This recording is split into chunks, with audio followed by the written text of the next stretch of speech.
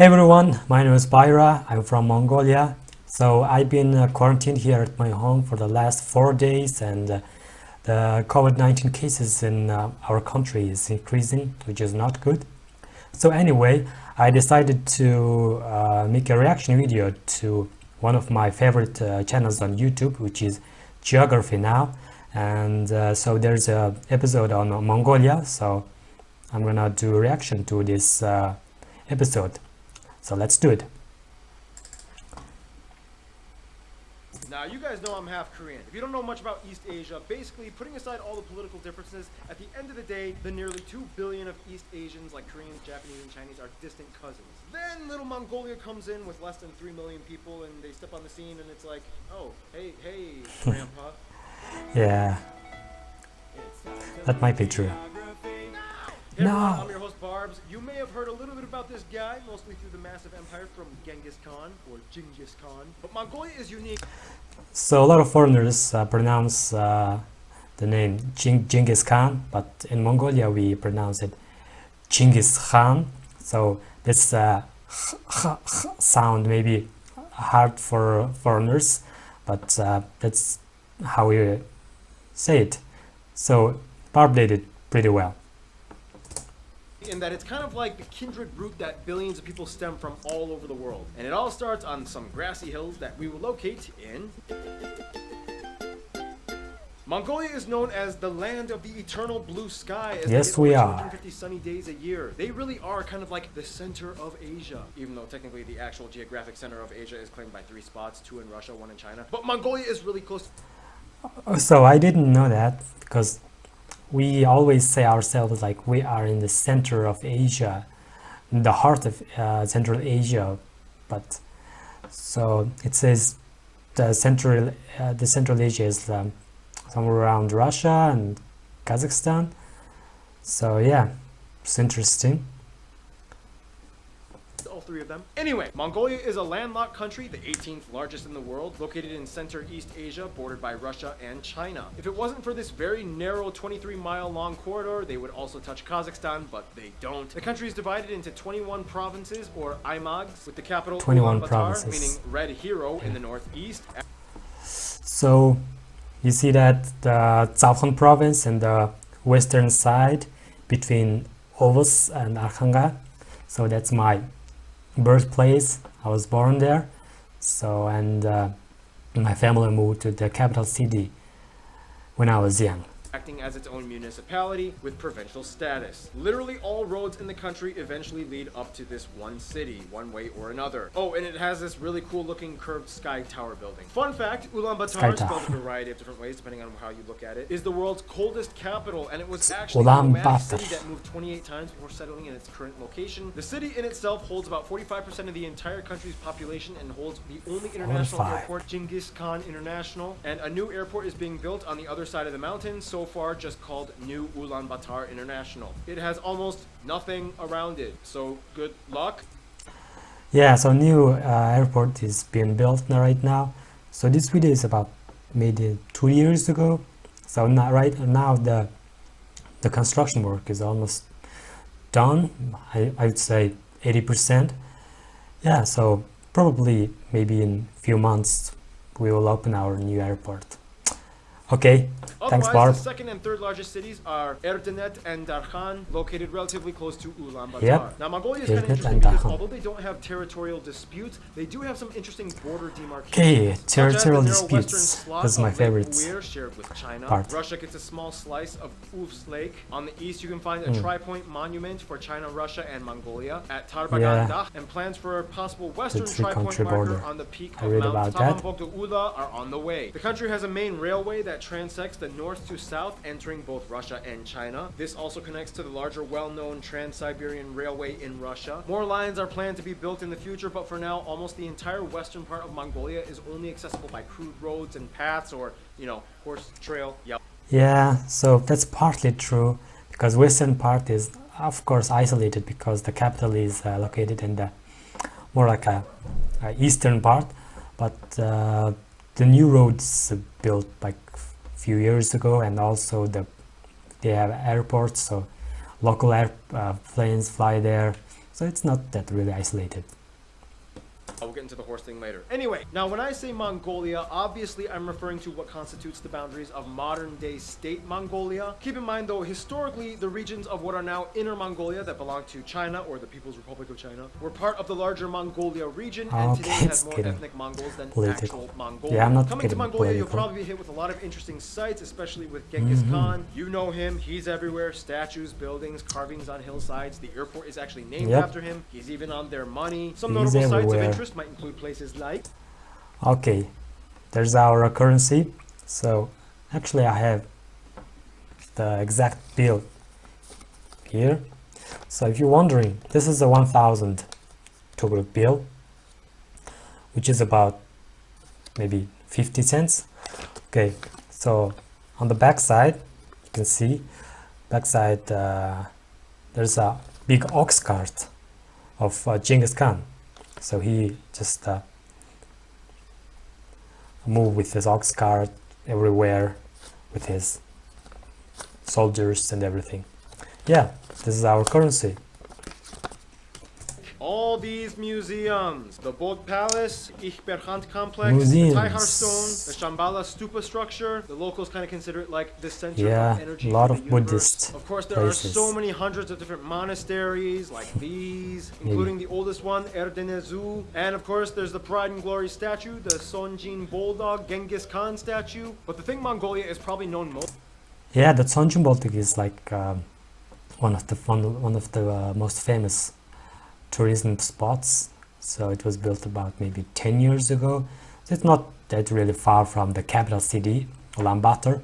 So you just drive east of the city about 50 kilometers, and then you're just there. So yeah, it's of course we're proud of it. It's one of the biggest complex or statues of Genghis Khan in the is world. not the handmade landmarks, but rather the vast open expanses of grassland where all the power began. Which brings us to... Yes, we are.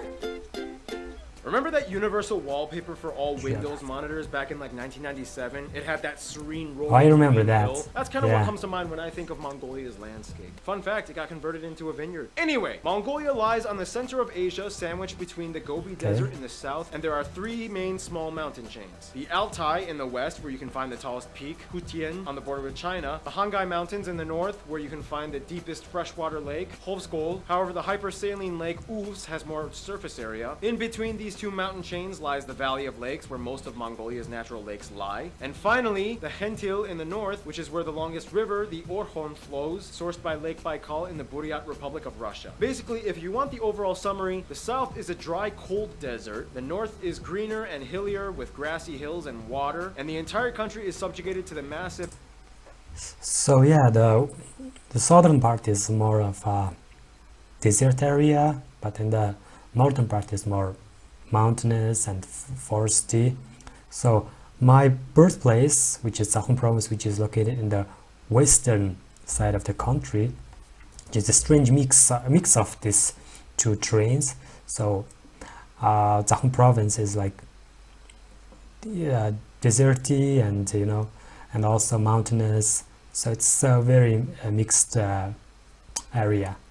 atmospheric pressure zone known as the Siberian Anti-Cyclone. This is a huge, cold, dry air mass with Siberian massive Anti-Cyclone. pressure that accumulates between September and April, usually centered around Lake Baikal, and it grows as far as Italy in the west and Malaysia to the south. In a nutshell, this is what keeps Mongolia generally windier and chillier, even though they get lots of sunshine with little snow. Basically, it's a very dry Yeah, land it does mass, get and the chilly rainiest spots here. only get about 14 inches of rain Very a cold. year at best. Weird, Sometimes. right? Dry but cold. In fact, the only natural disaster that they face would be the Zud, or a harsh climatic condition that causes massive amounts of livestock to die off due to freezing conditions and starvation. Also keep in mind the Gobi Desert is the source of the eastern winds that causes all the dust storms that fly all the way across eastern Asia. In the Korea episode I explained this. It's called Hwansa. Alright, this is my triple shot of espresso break. Usually Noah comes in, but his car broke down so he can't make it here. Ken, just take over. Just take over. I'm out. Okay. Mongolia is known for being very big and empty, which makes it perfect for animals to graze. In terms of wildlife, Mongolia is a horse haven. They're often seen as the national animal. There's even a wind horse in their emblem. And just like we discussed in other Central Asian country videos, the horse has played such a huge role in Mongolian... Yeah, the horse is not seen as our national animal. It is our national animal. So it's a sacred animal for us. So it's on our flag, national symbol, and coat of arms, and everything. So there's a saying that Mongol without horse is like a bird without wings. So the horse is a big part of our culture. So we are a horse nation, and you know the Mongolian warriors ride their horses, so, and bow and arrow, and also wrestling. So this is part of our cultural,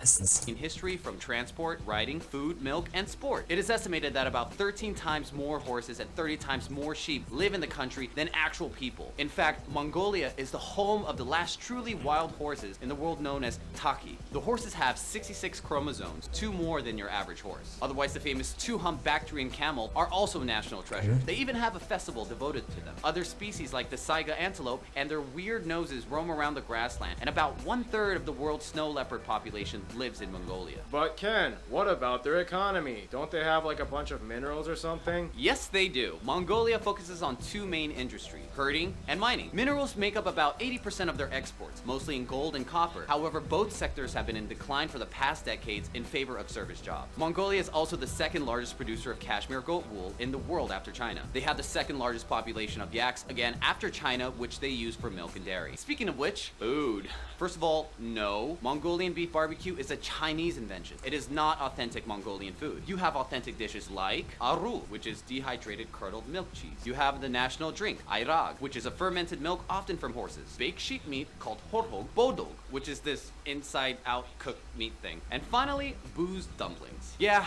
a lot of meat and dairy. It's just part of their culture. And speaking of culture... Yeah, so as for the food, so the food that's shown right here, horhog and bodog, it's not everyday food. It's just we eat during the special occasions, like turkey eaten during the Thanksgiving. So it's similar like that. So we don't eat it every day. Maybe like family gatherings, special occasions, birthday or wedding. As for the milk dairy, it's very popular because we are a semi-nomadic nation, and so what we have is we have our animals, livestock, so we use their milk to make dairy, and also we eat their meat. So basically that's our cuisine.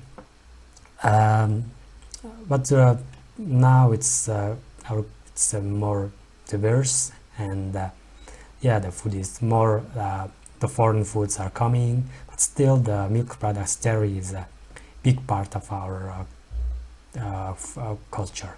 Yeah. Thank you, Ken. You sound really enthusiastic when you do these things. You like doing this, don't you? Demographics. I am enthusiastic. Yeah, whatever. Yeah, get back to the camera. Okay. Now, growing up with Korean culture, I was always kind of under the influence that Mongolians are kind of like the mystical ancestors of all East Asians, and there's kind of a tincture of truth to that. First of all, the country has about 3.1 million people and is the most sparsely populated sovereign state in the world, with only about 2 people per square kilometer. The vast majority of the country, at about 95%, identify as Mongolian, or one of the main Mongolian people groups, like the Buryats or Dorvod, Bayad, and so on, whereas the remaining 5% come from a variety of minorities, mostly Kazakhs and Russians. They use the Mongolian Togrog as their currency, they use the type C and E plug outlets, and they drive on the right side of the road. Now, what does it mean to be Mongolian in the 21st century? Well, for one, the language. Mongolian is a unique tongue spoken with some interesting glottal stop sounds, strangely enough kind of similar to the ones that you find in the Inuit areas of the Arctic. Here's a clip from Easy Languages. I love these guys. They do such great street interviews. Check them out. Улаанбаатар хот маань ер нь 360 эдэн жилийн түүхтэй. Манай одоо хамгийн сайхан хот юм байна. And keep in mind, there isn't just one type of Mongolian, but rather a few distinct cousin groups like the Altai, the Buryats, the Kalmyks, mostly found in modern-day Russia or the Inner Mongolian regions of China. Each has a distinct dialect and tradition. Some speak completely unintelligible Turkic-based languages. Yeah, so the biggest ethnic group in Mongolia is Khalakh. So they are, as you've seen from the video, it's 90, maybe 99%. And there are also Kazakh minority and Turgut, Buryat, and other ethnic minorities. And yeah, there's another Mongol ethnic people in Russia, and also in Afghanistan and in China, and even in Korea. There's a lot of ethnic cousin groups in other countries, but Khalq is the main ethnic group. But overall, they're all cousins. Geography Ongor said, if you locked a Mongolian, Buryat, Kalmyk, Inner Mongolian, and a Tuvan in a room, it would look kind of like this. What are your hobbies, Kalmykia? I like to drawing pictures. What about you, Tuva? Me like having this for... Yeah, Tuva would probably have a little more trouble communicating, but they're all definitely family. Yeah, that's probably true. If I go to Inner Mongolia, I would understand what they're saying, but some words are different. Also, of course, the accent is different. But Inner Mongolia is very easy for us to understand because they kept their native language. But for example, if I go to maybe Tova Republic, or maybe I go to Kalmykia or Buryatia, it's even harder to understand them because their accent is very heavy, and also they use a lot of maybe foreign words, Russian words, and maybe other words. So yeah, that's example is probably right. And Inner Mongolia, we understand each other pretty well, but other ethnic groups, not that really well. Now, the interesting thing is that although Mongolia has always kind of been like a lightly populated nation, it's always been the genetic source for billions of people. How did this happen? Well, in a nutshell, the Mongolian Empire. You may have heard of it. Although anthropologists have been able to trace East Asian ancestry originally through the human migration patterns that passed through India and the Middle East, the Mongolian invasions of the 13th century greatly shifted the genetic structure for what would become billions of people. Geneticists have been able to trace the Y chromosome common progenitor in at least 17 million people alone that are directly descended from Genghis Khan. And that's just one Mongolian. Pretty interesting. Otherwise, in terms of faith, a little over half the population adheres to Buddhism, introduced shortly after the Mongolian Empire collapsed during the Yuan dynasty in China in the late 13th century. About a third are either traditional shaman or non-religious, and the remainder are mostly Christian or Muslim, especially the Kazakh people being Muslim. Mongolia today writes mostly in the Cyrillic alphabet. They adopted it in the 1940s during Soviet times. However, prior to that, they actually had their own writing system known as Hudum Mongol Bichik. It was written vertically left to right, inspired off the old Uyghur writing system. It almost went out of use, but today it has been reintroduced in schools and is trying to revive itself. Today you can see it on road signs, and even in Inner Mongolia they use it as a script as well. Culture-wise, there are two. So as for our traditional script, there's a lot of talks about reviving the traditional Mongolian script, but we've been using this Cyrillic script for maybe since 1950s, so it's been like 70 years. So every book and every transcript, every like logos and everything is written in Cyrillic, so it could be really hard to maybe revive it.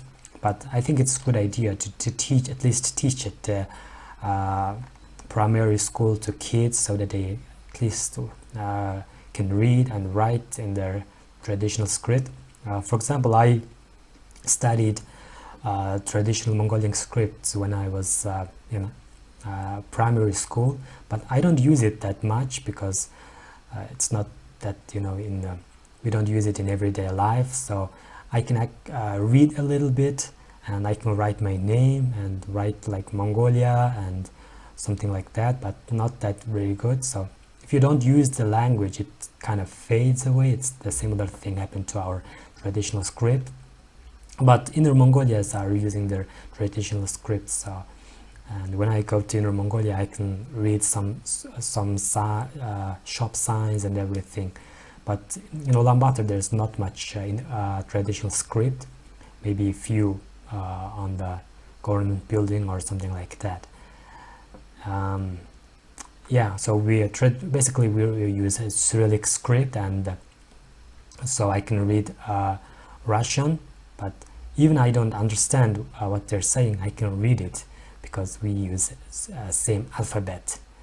that's the case. Too many things to list, but one thing you need to understand is that to this day, like many other Central Asian peoples, about a third of the entire country is still nomadic or semi-nomadic, choosing to live in yurt communities, housing made up of traditional circular living structures that can easily be broken apart and transported. They are huge on wrestling, or boh. They even have the world's largest wrestling event in the July game event known as Nadam, with over 6,000 competitors, no weight class, and it gets intense. The traditional style comes in many different forms, but essentially the men wear briefs, boots, and a zodog, or bare-chested jacket. As the legend goes, there was one occasion in which a woman beat all the wrestlers, ripping her jacket in the process, exposing her breasts. And since then, all the jackets were made to expose the chests of the wrestlers, to make sure none of them were women. Otherwise, horse riding and archery are huge.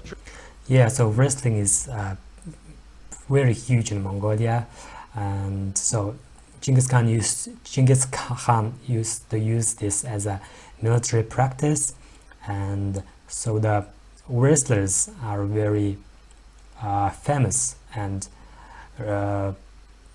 idolized in Mongolia.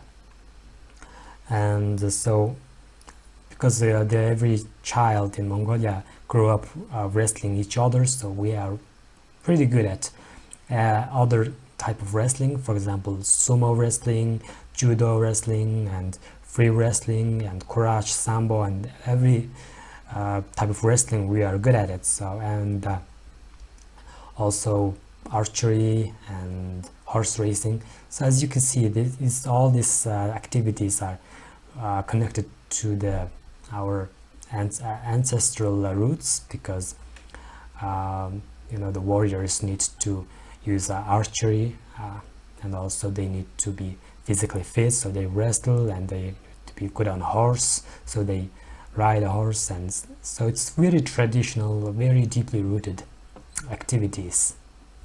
Traditional Mongolian dance comes in a variety of styles, many inspired by the movements of animals like the falcon dance or the prancing lion dance. Another huge deal would be the traditional throat singing. I have been waiting so long to cover this because it is so cool. Basically, if you've never heard it, it's essentially a singing style called overtone singing, which is done with two tones at once with the mouth, the regular voice, and the second one with an almost eerie sounding whistle. For example, I love it. I love it.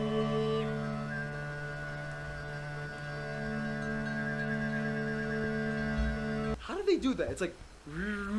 Otherwise, Mongolia is huge on festivals. They have them throughout the entire year. Things like Sakhon Sar, Mongolian New Year, with lots of fatty meat served. Yeah, the Sakhon Sar is the Lunar New Year, so it's not just celebrated in Mongolia. It's celebrated in all over Asia. For example, China, they have also Lunar New Year. Some people call it Chinese New Year, but it's not Chinese New Year, it's Lunar New Year. So every other Asian nation has celebrated. For example, other Southeast Asia, many countries celebrated. They have the Ice Festival, the Golden Eagle Festival, and so on. Okay, time to move on. History, in the quickest way I can put it. Proto-Mongolic Khanates. Mongolian tribes unify under Genghis Khan and the Mongolian Empire. Mongolian Empire split up into 4 separate Khanates. China starts coming in. Mongolians...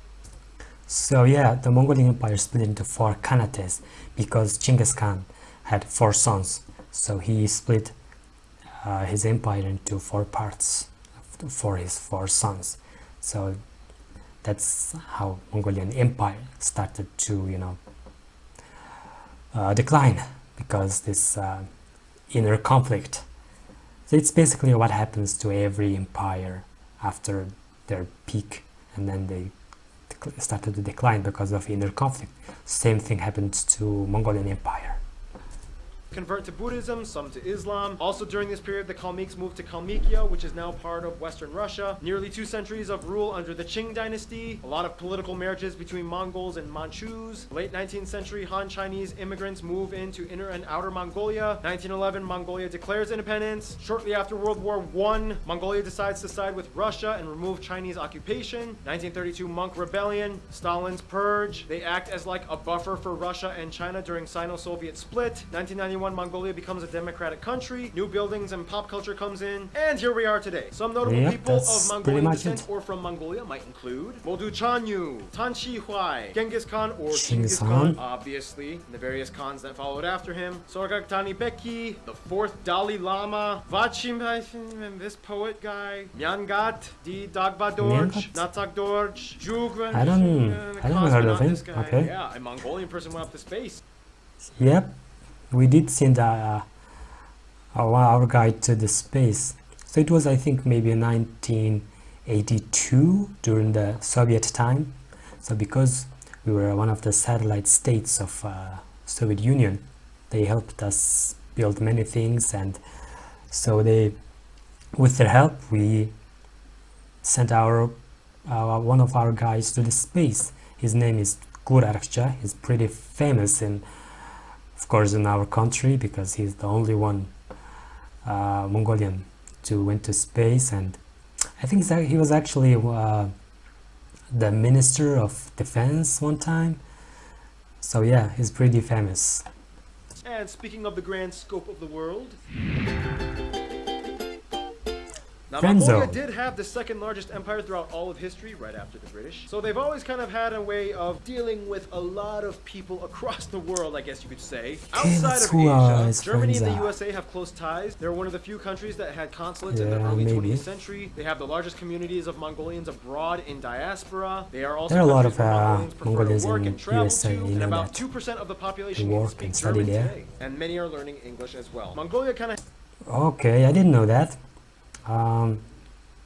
Russia is very popular during the Soviet times in Mongolia. Now English is very popular, but I didn't know that the German language was popular in our country.